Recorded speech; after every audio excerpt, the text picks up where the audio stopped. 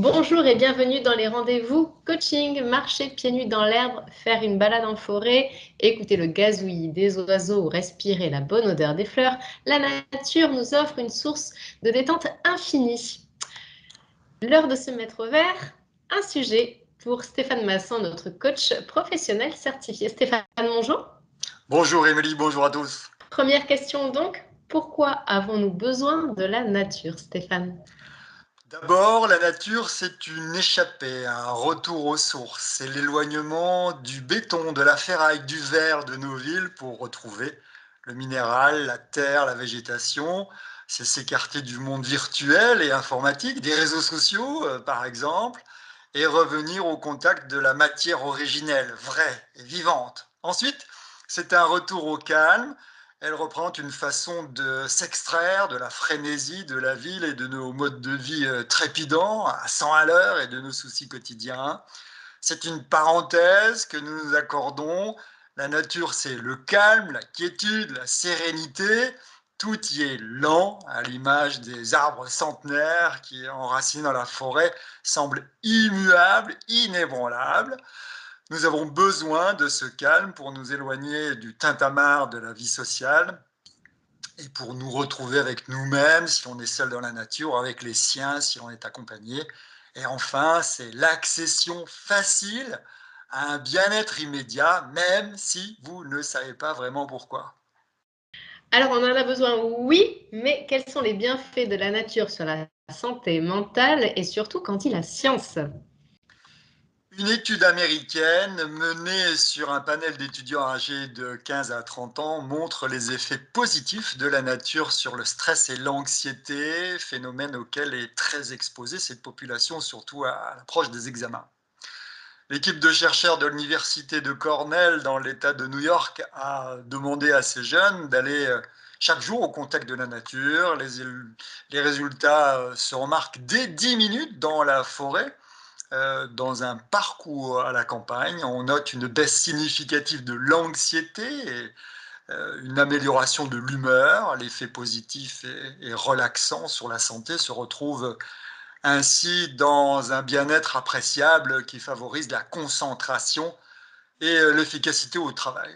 Le professeur Meredith, auteur du rapport, précise que seulement quelques minutes par jour dans un environnement naturel permet de réguler la tension, le rythme cardiaque et le taux de cortisol. La cortisol, ça je vous le rappelle, c'est l'hormone du stress. On connaît à présent les bienfaits, mais comment entrer en contact avec la nature? Au printemps, en été, c'est la petite sieste dans l'herbe sous un arbre. Mieux encore, car vous vous mettez en mouvement, c'est la balade dans la nature, dans la forêt. Elle favorise l'immersion pour plus de contact, une plus grande proximité, ce qui va stimuler tous vos sens. Alors par les sens, qu'est-ce qu'on a? On a la vue avec la beauté, la majestuosité de l'endroit avec ses formes, ses couleurs, le vert de la belle saison, les bigarrets à l'automne et les traces des animaux sur les chemins. L'ouïe, avec le bruit de la nature, les branches qui bougent, le souffle du vent dans le feuillage, le chant des oiseaux, le bruissement des feuilles mortes foulées, l'eau des petites Les vagues. rivières, etc., etc. L'odorat, avec notamment l'odeur de l'humus, les mousses, les champignons ou le pétrichor, cette fragrance spécifique de la terre après la pluie. Il y a aussi le goût, avec l'eau de source que vous pouvez boire quand vous faites une pause dans votre balade, ou la dégustation des mûres ou des champignons crus, si vous êtes connaisseur, bien sûr. Et enfin, le toucher, avec notamment la sylvothérapie, faire des hugs aux arbres, une Oui, pratique exact. d'origine japonaise, faire des câlins au contact des écorces. Aux États-Unis, on appelle cela le tree hugging. Et tous ces sens éveillés nous permettent d'être en pleine conscience et de vivre notamment le moment présent totalement. C'est un acte de création de bien-être direct et en plus, la marche dans la nature est un mélange de relaxation et de méditation, dite méditation dans le mouvement, pourvoyeuse de bien-être. sans compter sur l'énergie et ce que produit la nature, notamment avec ces molécules émises par les arbres et la végétation des forêts, les fameuses phytoncides bénéfiques pour le bien-être et la santé physique et psychique. On revient un peu à notre état primaire finalement, on remet vraiment tous nos sens en éveil. On est fait pour ça en fait. Et je crois, donc il faut y aller. Merci. Vous le disiez tout à l'heure, donc pas toujours facile de concilier une balade en nature avec nos emplois du temps d'hommes modernes, en tous les cas, de citadins. Combien de temps faut-il passer dans la nature pour en tirer un bénéfice?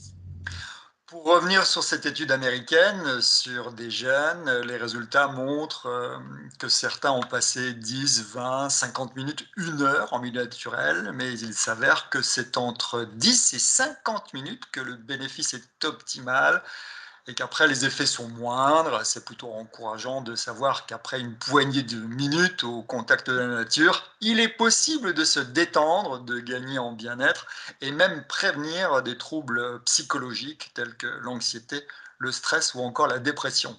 Il est donc important de savoir se mettre au vert et d'en prendre le temps. Mais je vis dans une grande ville, comment puis-je me ressourcer, Stéphane? C'est très basique finalement. Le contact avec la nature, c'est aussi jardiner ou le simple fait d'avoir des plantes chez soi ou sur son balcon et de s'en occuper, de les regarder pousser basiquement et béatement. Cela apporte déjà un certain bien-être. Ce sont aussi les balades dans les parcs urbains, mieux s'évader à la campagne et encore mieux c'est la forêt. Sans oublier l'échappée belle en week-end ou en vacances, en milieu naturel. Alors, si vous vous sentez un peu stressé ces derniers jours, et quelle que soit la météo d'ailleurs, même sous la pluie, c'est agréable, allez prendre l'air auprès des arbres et de la végétation.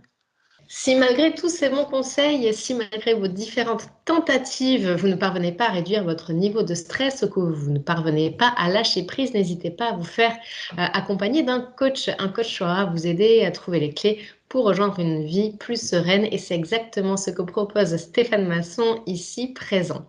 Par ailleurs, vous pouvez consulter Stéphane en consultation privée, que ce soit en face à face ou bien à distance par téléphone ou encore en visio par WhatsApp, Skype, tous les moyens mis à disposition. Nous vous mettons toutes ces informations-là dans le descriptif de cette vidéo et vous le retrouvez également sur le site internet de Stéphane qui est coach-du-6 plus.plus.fr,